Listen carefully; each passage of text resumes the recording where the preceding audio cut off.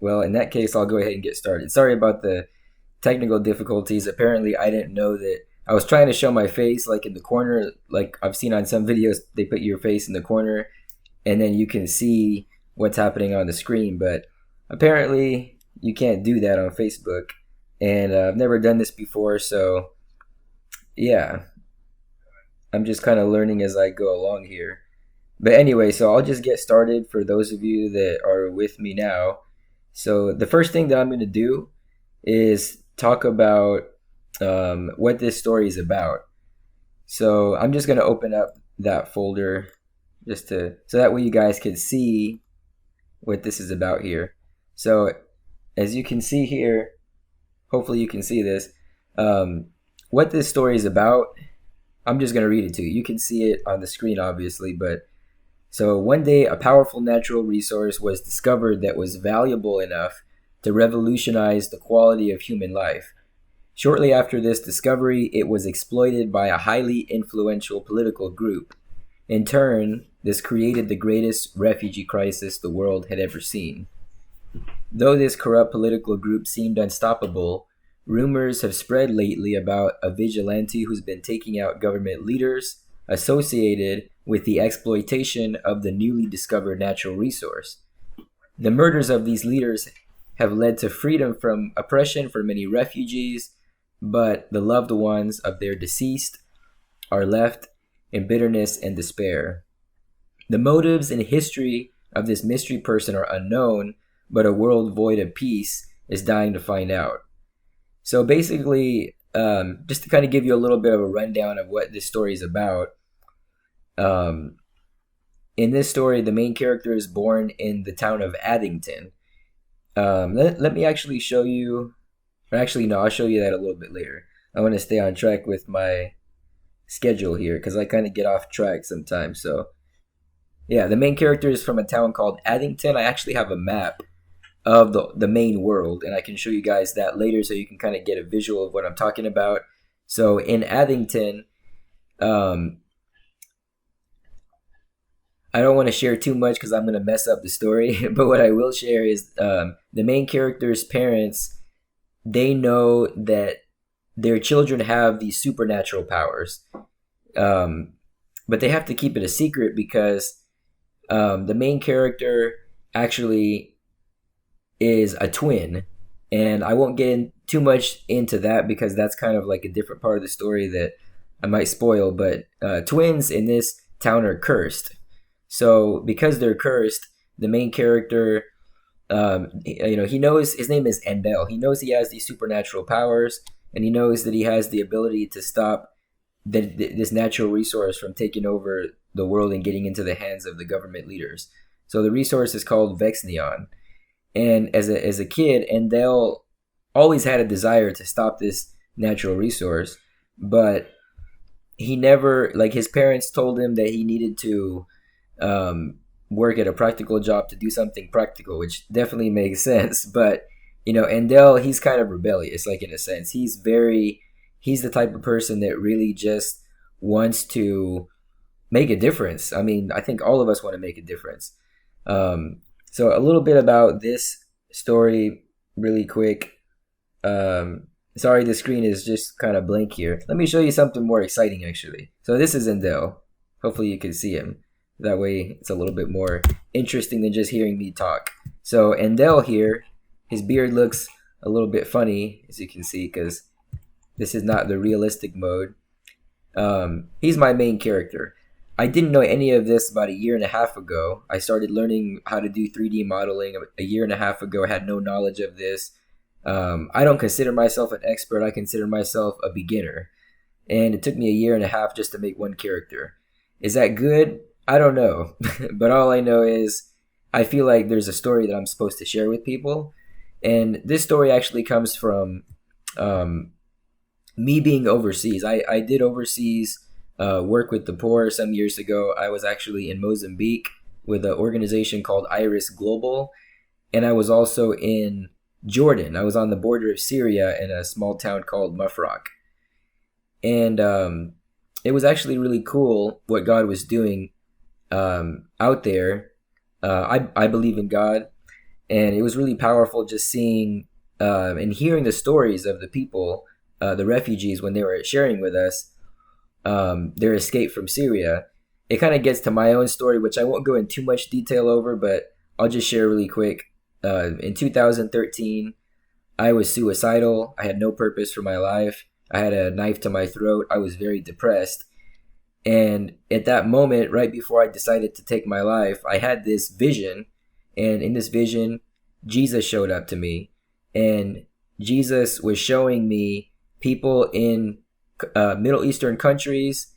And you can even imagine like China too. But in the vision, it was Middle Eastern countries where people were dead. And I felt like Jesus was asking me, these people are taking their lives for my sake, and you're taking yours for what?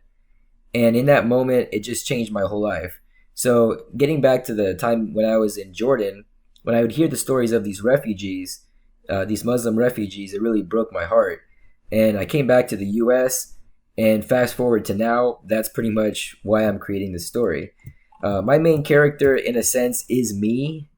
Kind of looks like me a little bit. It's kind of funny, actually. But I gave him straight hair because I was a little bit weirded out by the fact that he looked so much like me without hair. But before I made the hair, he was bald, and it looked kind of funny.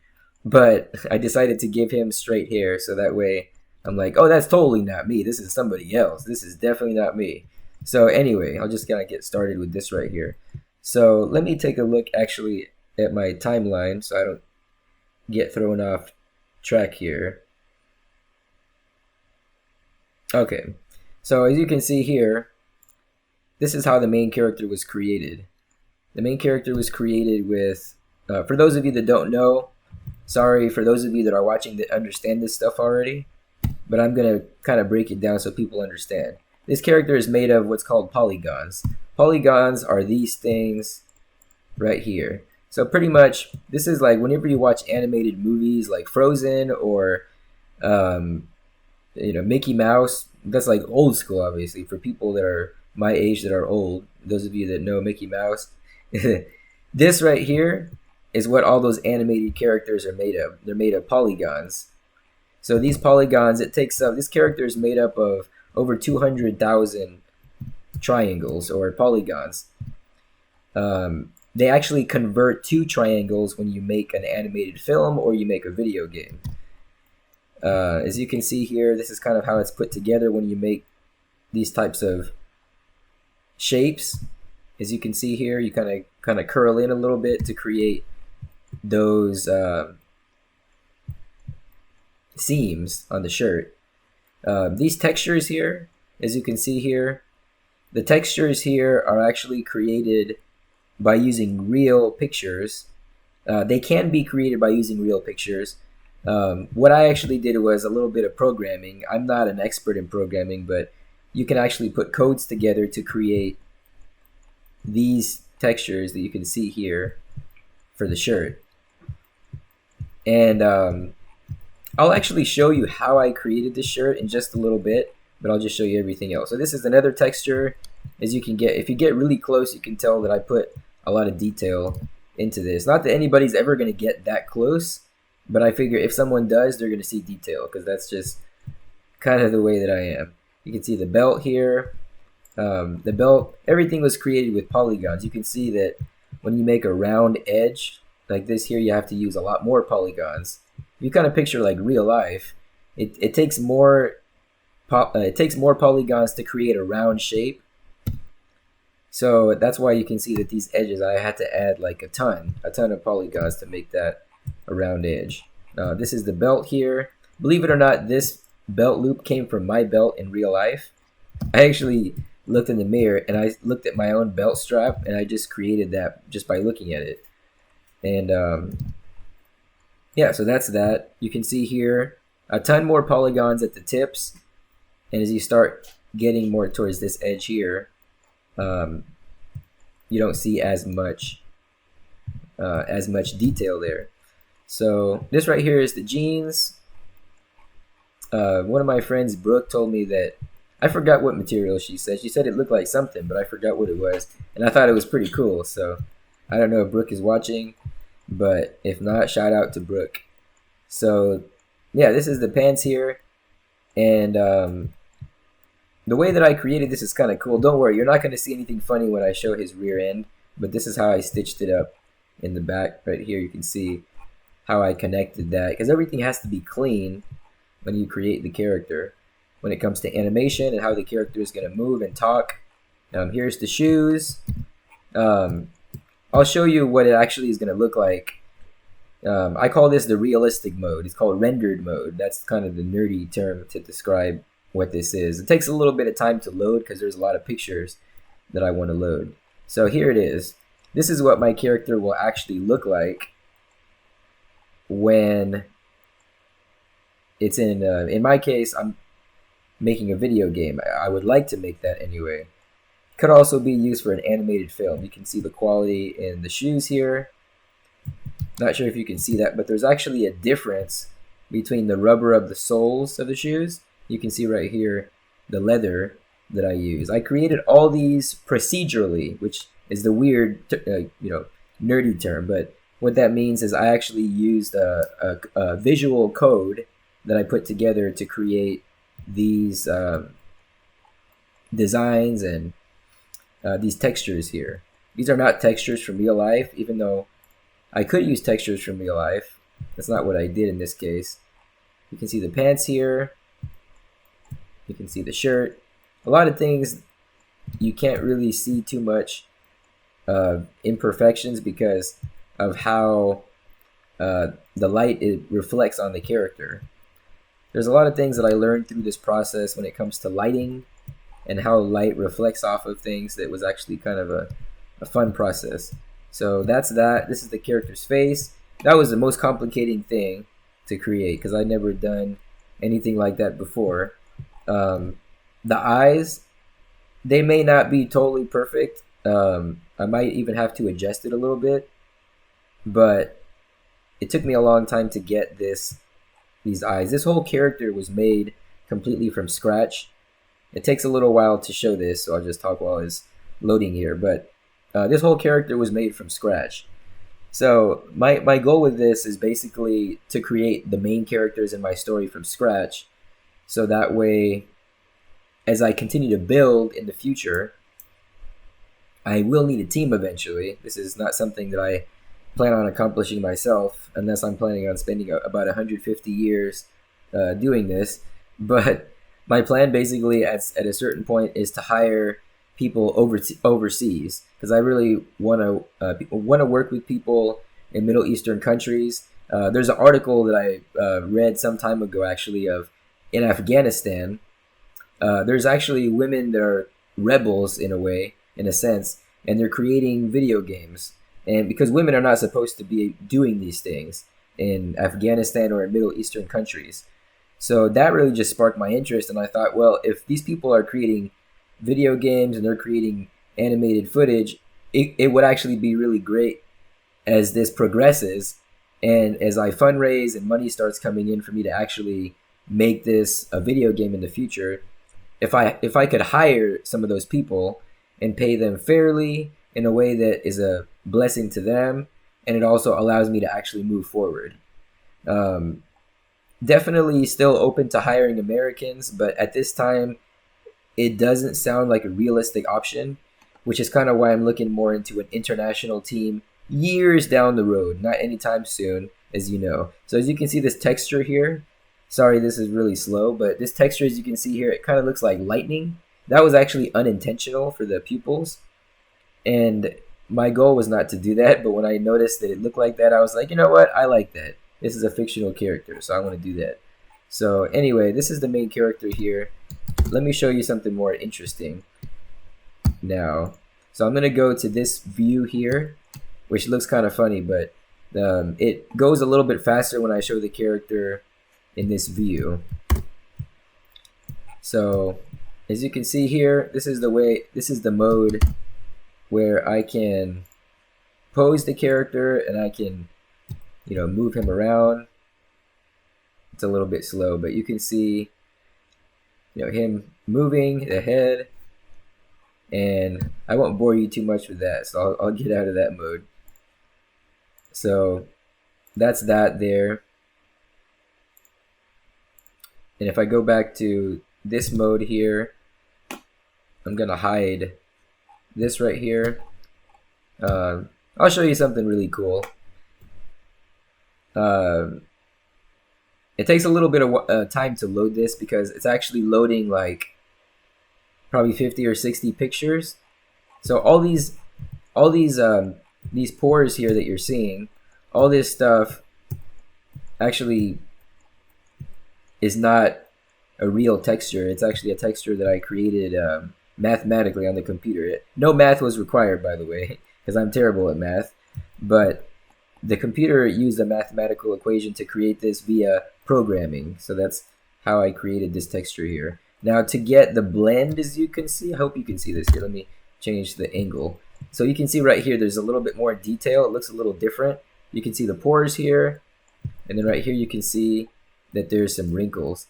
These wrinkles, believe it or not, actually came from my face because I didn't want to download wrinkles from the internet. It just sounds kind of weird. Like, why would anybody download somebody else's wrinkles? I think that just, I don't know, it just sounds weird.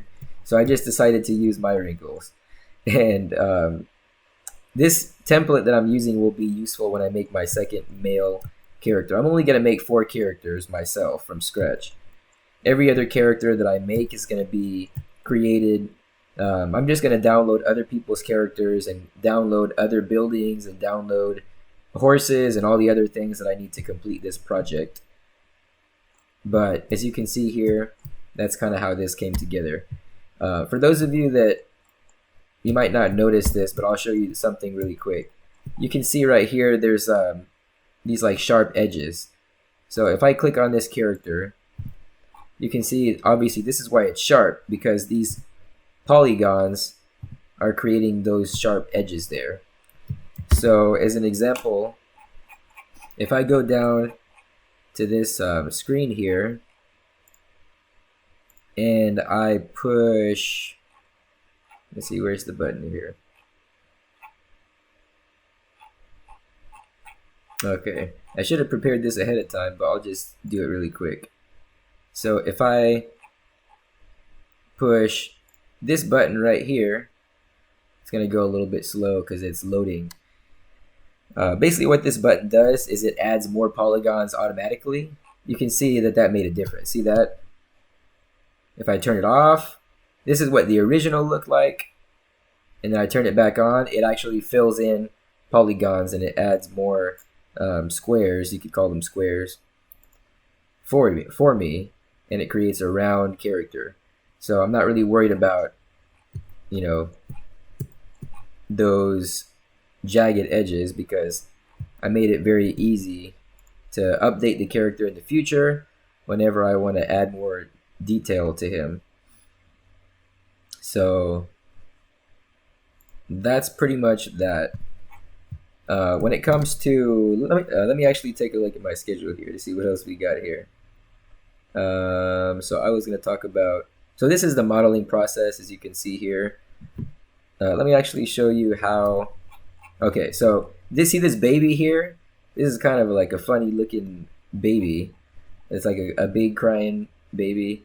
I'm not sure why it looks like that, but so pretty much that right there is like, this is basically the texture of my character's face. And you might be thinking that's kind of funny, like why does it look like a giant, you know, baby crying for his bottle? Well, that's just kind of how it works. Imagine that this character right here, do you see these red lines? These are seams basically. So I had to cut this shape out, and when I cut the shape out, and it's kind of like if you take this 3D shape and you were to roll it out on the floor, kind of like wallpaper or something, this is what you would see. So like this is the face of my character right here. This is the mouth, the eyes. These are the different parts of the face. All these lines represent the parts where I cut the character. So these are all these pieces here that you're seeing. And that's how you put that together. So the shirt, all this stuff is put together the same way. You can see this is the shirt here. The shirt is kind of similar. The front of the shirt, the back of the shirt. So that's kind of how this character was put together in that way. The hair actually was probably the most artistic thing that I did. I'm not super artistic, even though it's my wife wants me to talk about the eyebrows. So the eyebrows are actually kind of funny because these eyebrows here, I actually created them from my eyebrows, which is kind of funny. But that was the only way that I could know how to do this. So let me actually show you how this can be edited here. So like if I click, where's the button here? If I go to the eyebrows button, and then I can actually change the eyebrows. So like with this tool right here, I can, this is obviously a copy of the file. I'm not going to actually mess up my character's eyebrows, just in case you're wondering. But you can like brush the eyebrows and just like totally change the shape of the eyebrows. I think you need some eyebrow gel. But yeah, yeah, my wife is saying I need eyebrow gel. I think so. So like if it was an older character, you could do something kind of like this. And then if you go into the realistic mode, you know, this is what you would see here. So yeah, looks kind of funny. And now he's bald and he has no facial hair. So just kind of a good idea and example of what you can do there. So I'm just gonna push Control Z to undo all these changes because I don't think that my character should have eyebrows that look like that. So I'm just gonna put that back to the way that it was. So yeah, that's pretty much that.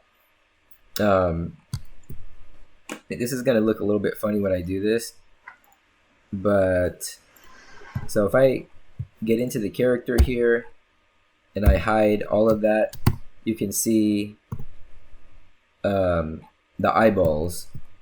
This is how the eyeballs were constructed here. It's kind of funny, like thinking about that. There's veins. You can see that there's depth in these veins. If you can see these lines here. So anyway, that's how I put that together. Eyelashes, there's teeth in here too.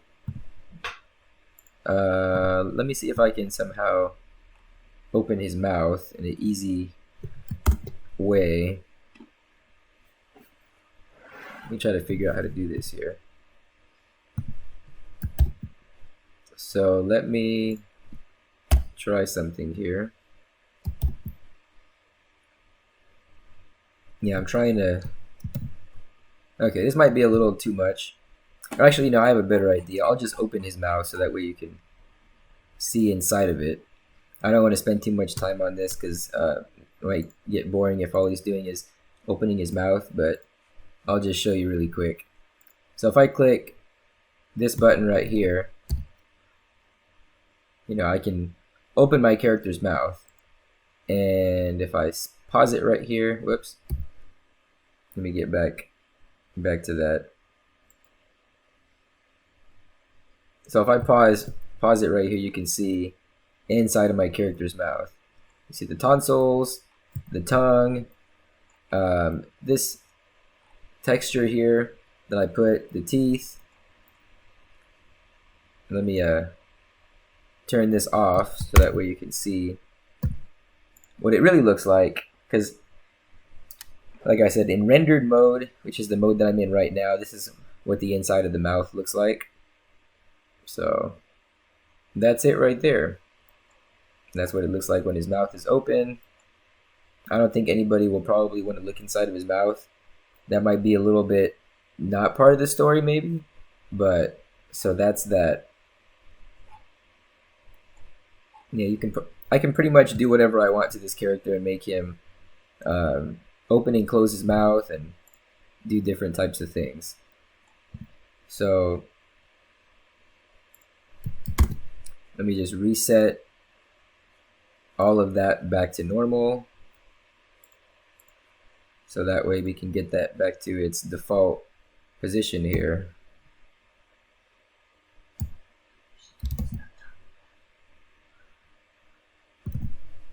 Okay, so I think this is pretty much it as far as this part of it goes. Let's see, what else was I going to say? The sculpting process, real world photos. Yes, I talked about that already. I'm just kind of going through my list here. Um, Facial rig and animation. Um, I'm not sure if this will be easy to show or not. Let me try give it a shot here. So when it comes to the character talking, uh, the best way for me to do this is actually if I turn off all the hair. It's kind of funny, but so this is my character right here. He's gonna start talking. You're not gonna hear anything he's saying, but you will be able to see like his mouth moving and all that type of stuff. Um, it's going a little bit slow because it's just a little bit slow. That's what happens, unfortunately. Let me fast forward this so that way you can see. There you go. So now he's opening his mouth. You can see this is actually me talking. I actually use an iPhone 10 to make my character talk. And I did motion capture on the iPhone 10 and I transferred all that information to my character's face. So, yeah, I had to learn how to read lips to create that video that I made. So, anyway, that's that.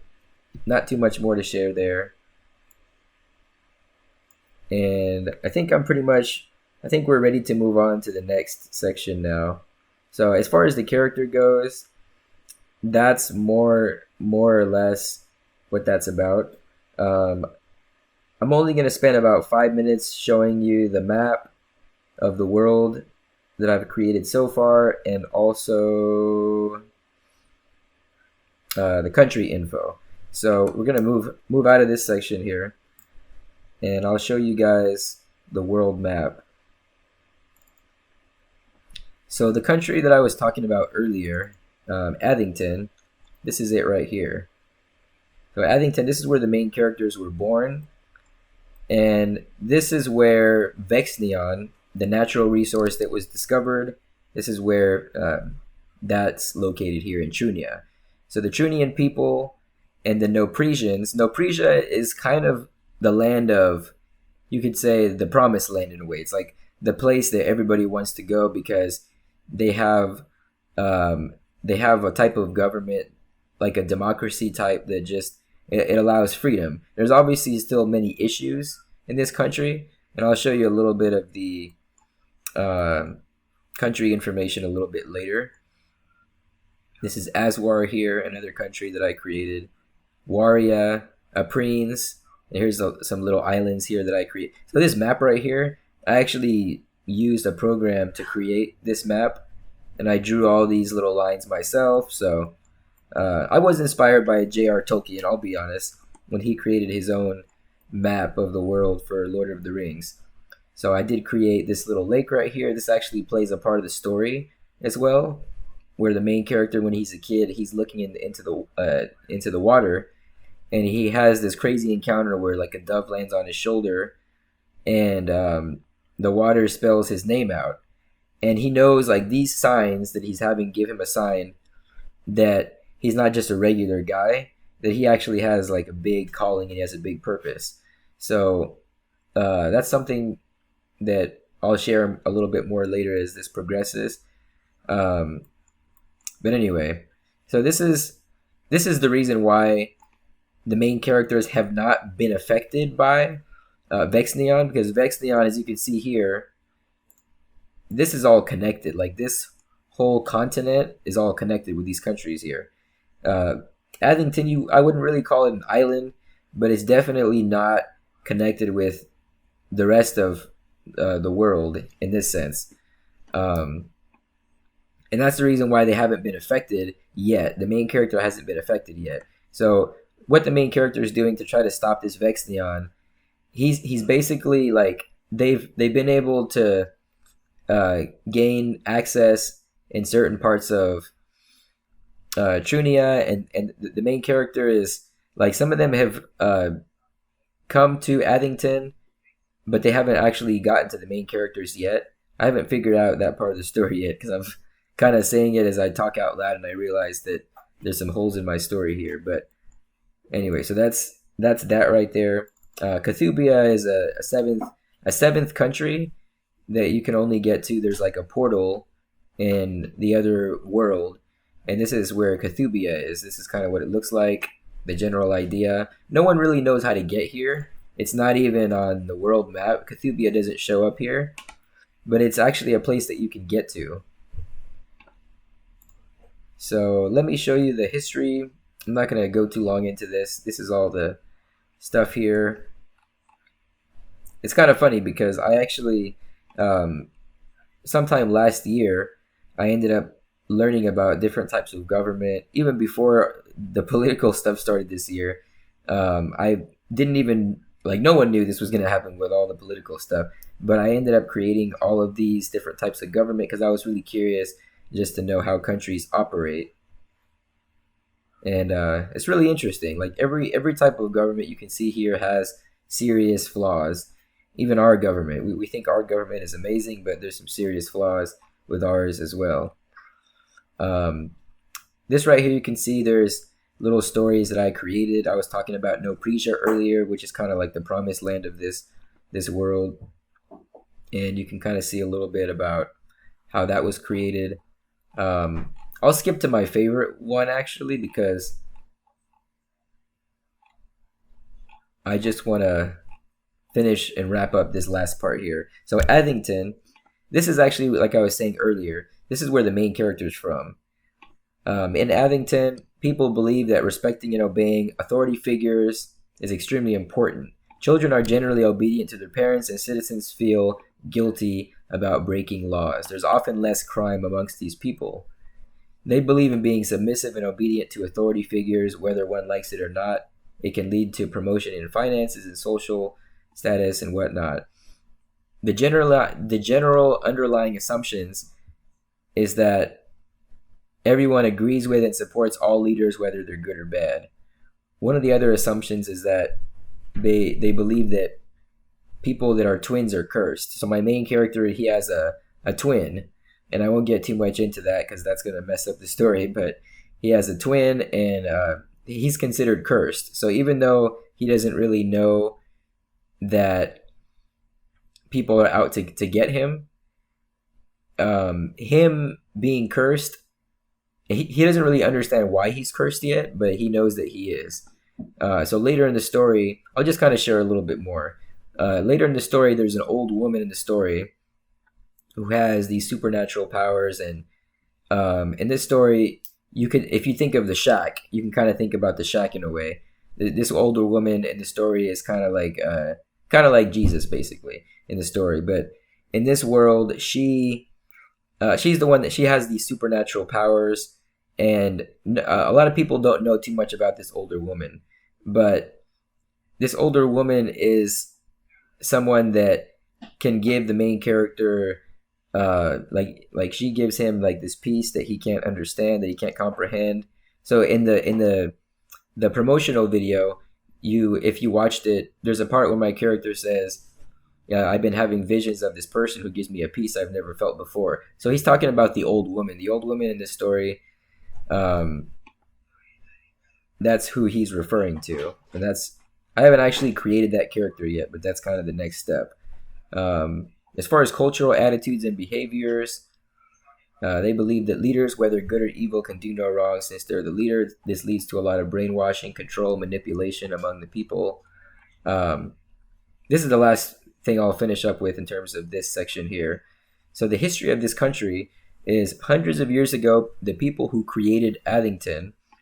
The Addington we know today were poor orphan children whose parents could no longer afford to feed or clothe them, so they were abandoned. They were extremely poor in the early stages of their lives, always begging for money and food.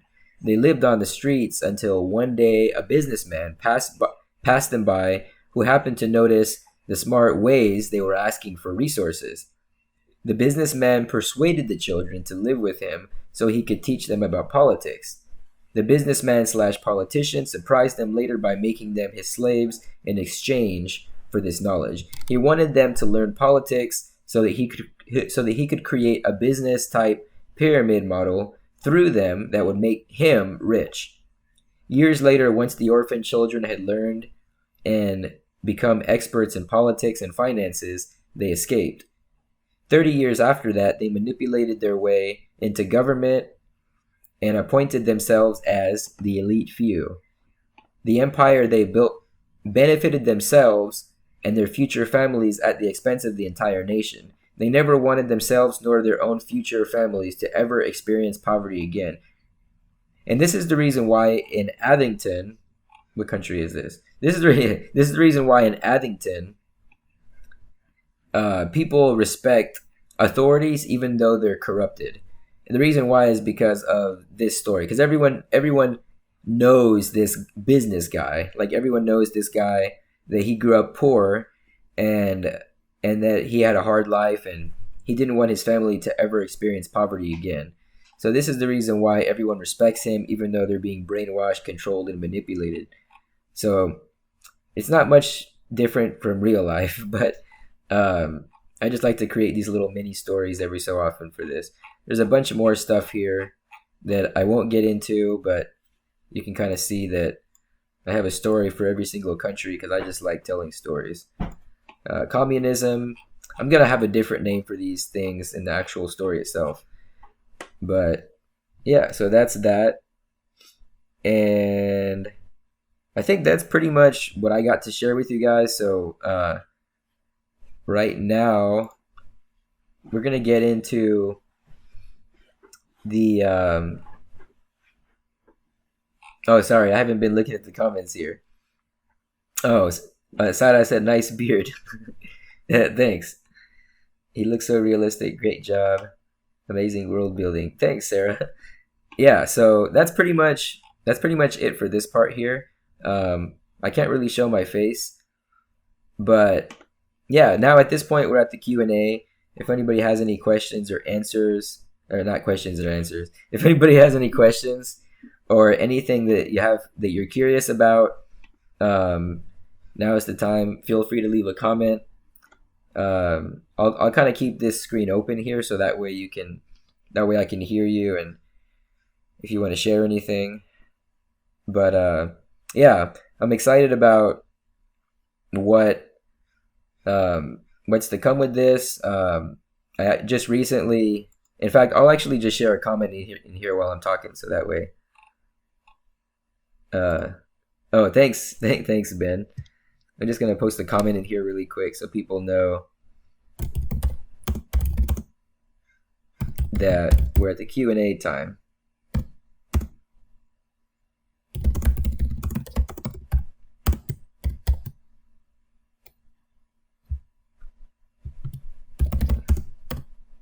All right.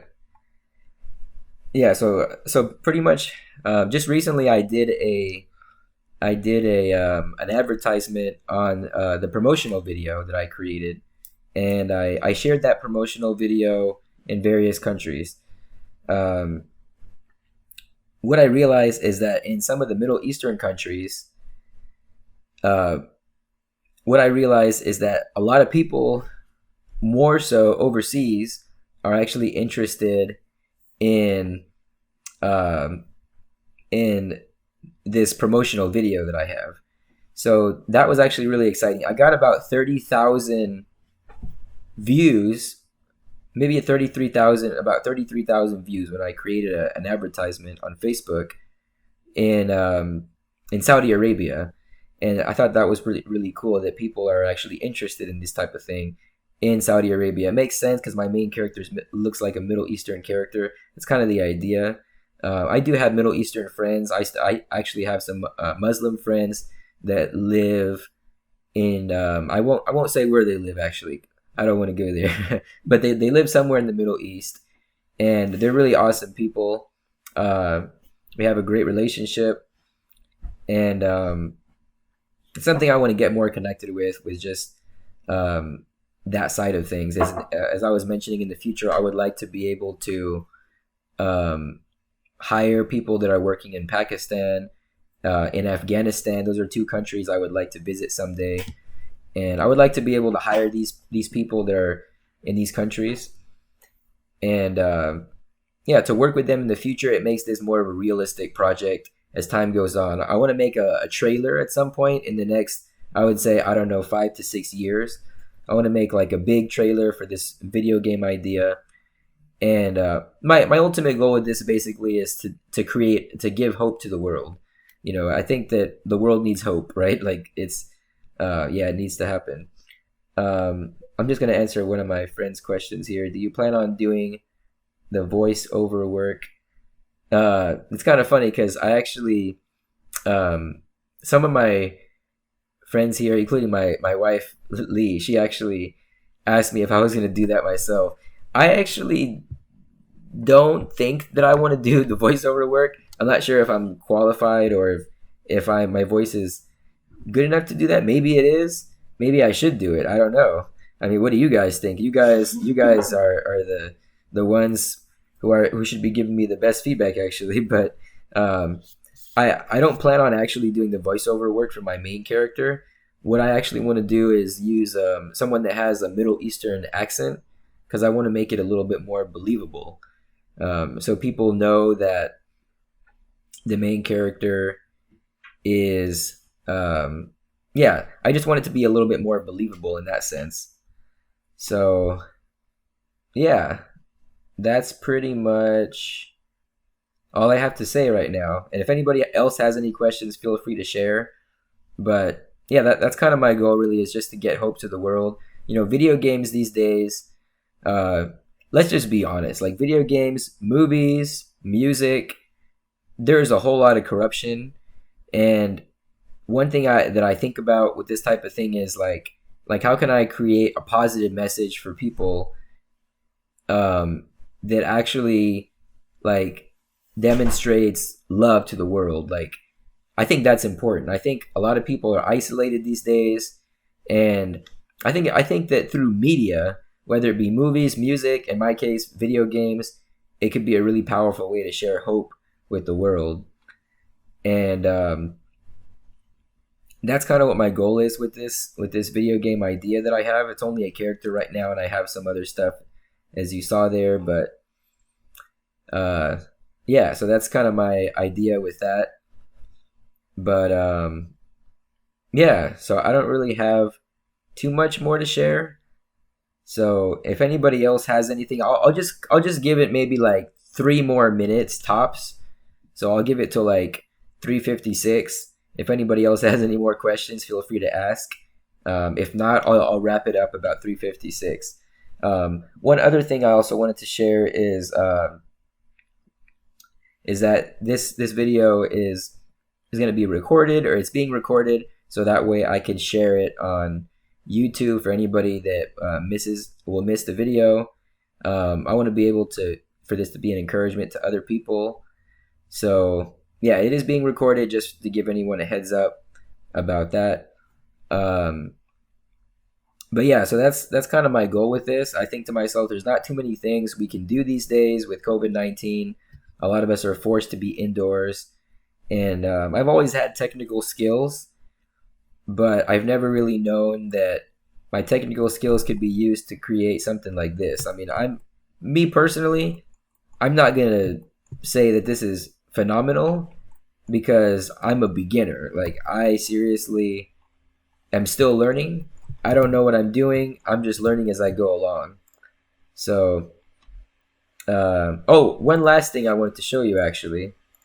It's kind of just like a really short thing. So again, just a heads up, at 3:56, if there's no more comments, I'm just going to wrap up this thing here. But I wanted to show you, this is actually kind of cool. I wanted to show you really quick. So this looks kind of weird, but don't worry.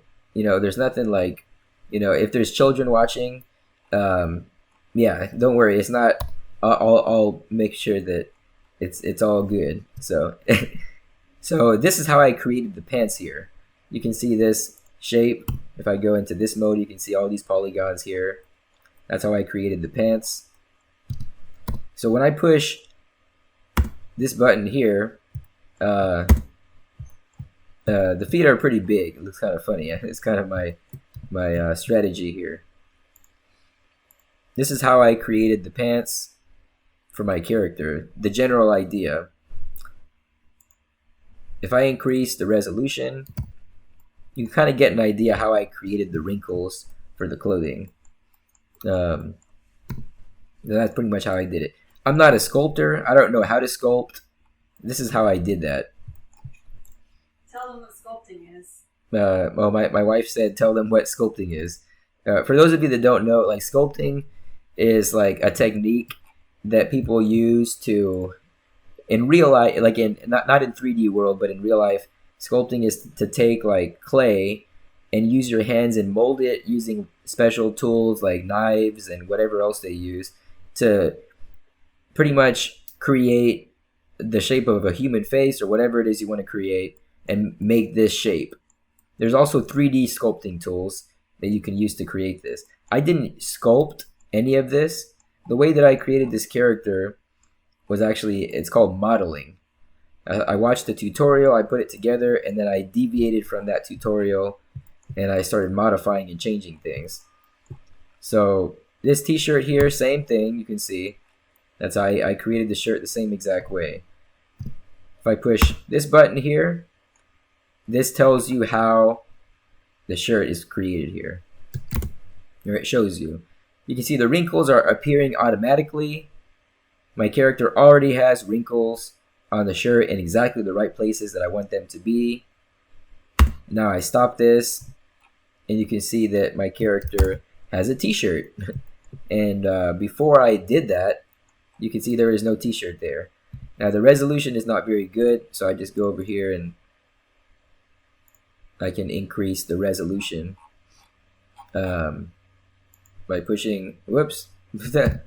Okay, let me try again. Oh, I know what happened. Hold on. I need to, let me take this off here. Okay, now let's try that again. So you guys are seeing mistakes here on screen too. So I push this button right here.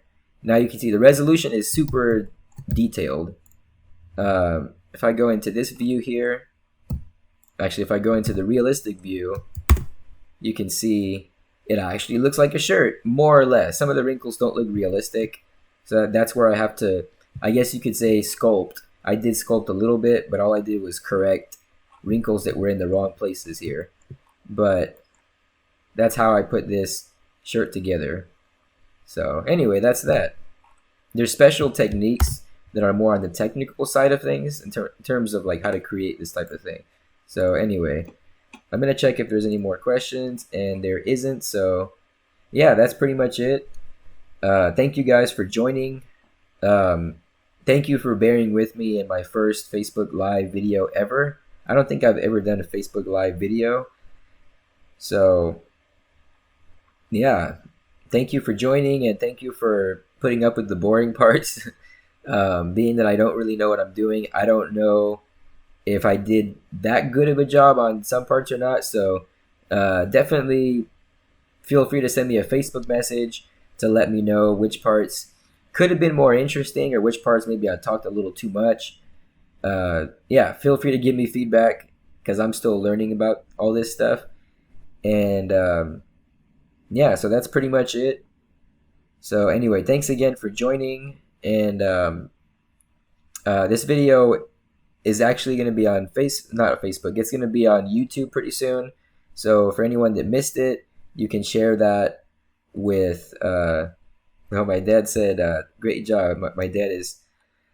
My dad right here is Larry Aragon. So just if anyone knows, he's really proud of me. So I'm really thankful that my parents were supportive of me and growing up, and they're really proud of me too. So yeah, really thankful for my parents.